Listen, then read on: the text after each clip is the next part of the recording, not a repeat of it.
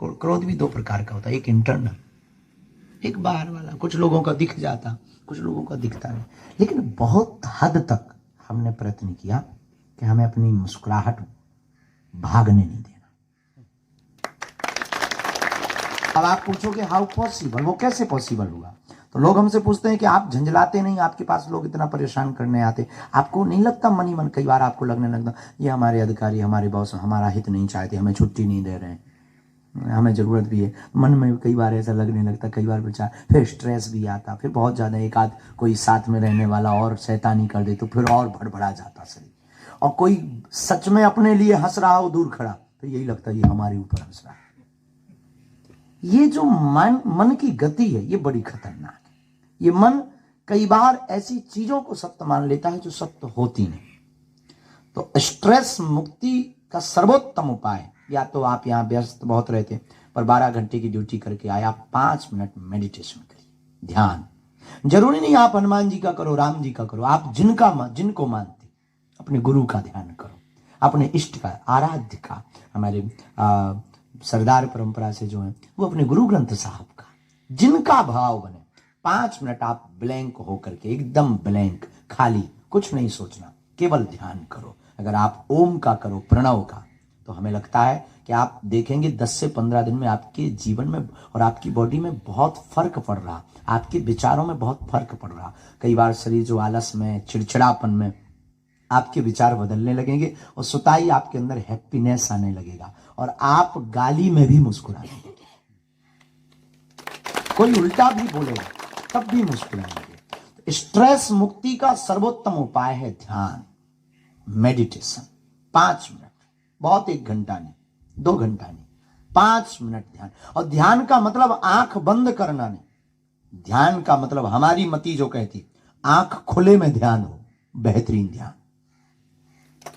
आंख खुली रहे और अपने आप को, हम, मैं कौन हूं और इस पृथ्वी पर क्यों आए। और आपका तो निर्णय फिक्स हो गया है कि आप इस पृथ्वी पर राष्ट्र हित के लिए आए और पूरे राष्ट्र की जिम्मेवारी आपके ऊपर है। और आप मुस्कुराएंगे मेरे प्रियजनों, हमारे परिवार के सदस्यों, हमारा भारत मुस्कुराएगा। आप स्वस्थ रहेंगे, हमारा भारत स्वस्थ रहेगा। और आपका ब्रेन तेज चलेगा, हमारा भारत आने वाली हर बला से बच जाएगा। हमारे भारत में की जो सुरक्षा व्यवस्था आपके हाथ में है, पूरा देश आपके कारण चैनी से सो रहा है।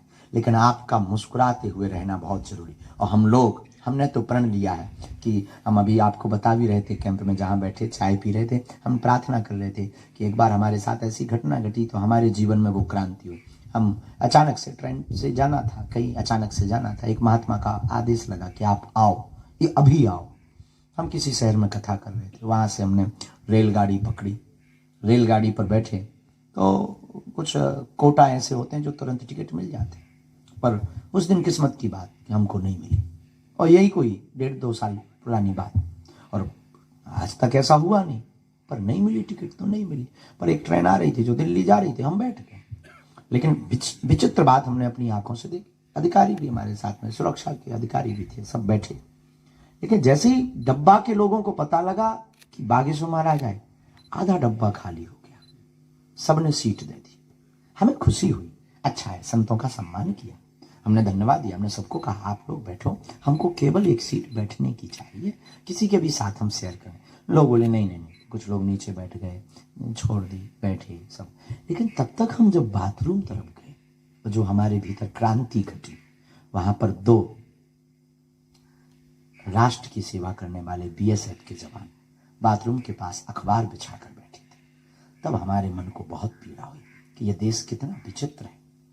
एक कोई अभिनेता या कोई व्यक्ति उस बोगी में बैठ जाता है तो बोगी खाली हो जाती है, और सबसे बड़ा अभिनेता इस देश का हीरो कई महीनों बाद अपने घर पर परिवार से मिलने आता है, उसको एक सीट तक शेयर नहीं होती। उस दिन हमने प्रण लिया था कि अब जो भी होगा हमारे जीवन में, हम कुछ ना कुछ अपने शब्दों से भारत के लोगों को मोटिवेट करेंगे। और हम आपसे प्रार्थना करना चाहेंगे, आप सबसे, कि आप मुस्कुराओ, मुस्कुराना ही जीवन। भगवान, अच्छा, आप पुराना जमाना आपको याद होगा, फोटो वाला कैमरा चलता था, अब आजकल तो सेल्फी चल गई, मुंह टेढ़ा करें जैसे लोकवा लग गया हो। फोटो खींच रही। पुराने जमाने में कैमरा का जमाना होता था, तो हमने कैमरे के जमाने में एक अच्छी चीज, बहुत ऑब्जर्व वाले आदमी है, हमने ऑब्जर्व किया, जब किसी की शादी होनी होती तो एक दिन पहले कैमरा वालों को बताना पड़ता था, देख भाई शादी के लिए लड़की वालों को फोटो भेजनी है, कल टाइम पे आ जाना। तो दिन भर कैमरे वाले का इंतजार करते, 3-4 बार पाउडर लगाकर, तो बाल ठीक करके लड़की को थोड़ा गोरा बदन जाना चाहिए। कैमरा वाले के भी उन दिनों में बहुत साके पड़े थे, उनकी भी इज्जत बहुत बड़ी होती। वो आता था मस्ती से, फिर लेंस साफ करता था, फिर वो चाय पीता था, तो वो पूछता था फुल खींचूं या हाफ खींचूं। अरे भाई यार जल्दी कर, 3 बार पाउडर खत्म हो गया यार। तो उसके भी बहुत नखरे हुआ करते थे उस जमाने में कैमरा वाला, रील वाला कैमरा। फिर वो कहता था ठीक है खड़े हो जाइए, हम फिर तुरंत खड़े हो जाए। फिर वो कितना भी अनपढ़ गवार हो, वो अंग्रेजी का एक शब्द, प्लीज स्माइल।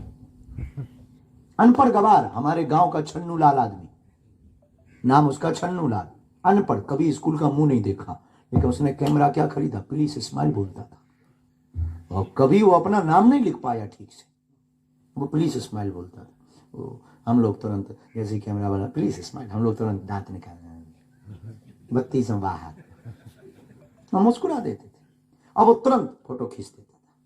फिर 2-3 दिन इंतजार करते थे, क्योंकि वो धुल कर आती थी। जब 2-3 दिन बाद फोटो आती थी, अपनी फोटो देखकर हम लोग हंसते थे, हो तेरी क्या गजब फोटो आई। विचार करिए, 1 सेकंड मुस्कुराने से जब चित्र अच्छा आ सकता है, जीवन भर मुस्कुराते रहिए, पूरी जिंदगी अच्छी आ सकती है।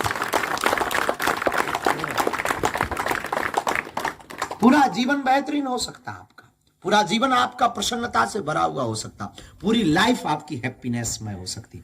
कोई हमसे कहे, हमने तो भगवान कृष्ण से एक बात सीखी, वो आदमी, वो महापुरुष बहुत ऊंचा, वो परमात्मा हमारा, वो परमात्मा वृंदावन में रहता, छोड़ता है कोई गम नहीं, मुस्कुराता है। वृंदावन को भी छोड़कर मथुरा में आता है माता पिता के पास, और फिर भागना पड़ता द्वारका, यही गुजरात में, तब भी वो मुस्कुराते हैं। 16,108 विवाह करते हैं, और शादी में भला कौन ना मुस्कुराए। भगवान कृष्ण मुस्कुराते हैं। 1,61,080 बेटे हुए भगवान के, तब भी वो मुस्कुराए। रुको, वो राजा बने द्वारका के, तब भी वो मुस्कुराए। बात यही नहीं टिकती, अपने ही सामने अपने परिवार का विनाश होते भगवान कृष्ण ने देखा, लेकिन तब भी वो मुस्कुराए। महाभारत के रण में भी वो मुस्कुराए।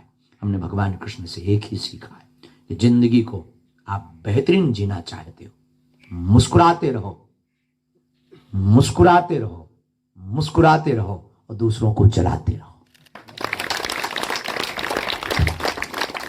स्ट्रेस मुक्त होने का एक ही उपाय है कि आपके सामने जो घटना घट रही, जरूरी नहीं वो तुम्हारे लिए घट रही, प्रकृति का नियम है, घटती है। अब कोई हमसे कहे तो आपको भी थोड़ा मोड़ा तो चिंता होती है घर की, अपने राम को भी है। खैर भगवान की कृपा से आगे पीछे अभी कोई नहीं है, ठलुआ है, अकेले राम है, अभी तो कोई नहीं है। लेकिन कभी कभी ऐसा तो नहीं है कि मानव है, कुछ विरोधी लगे रहते, विदेशी ताकतें लगी हुई हैं, लगातार हिंट, लगातार थर्ड कहते हैं, लगातार थ्रेड दी जाती हैं, बड़े बड़े मेल भेजे जाते हैं।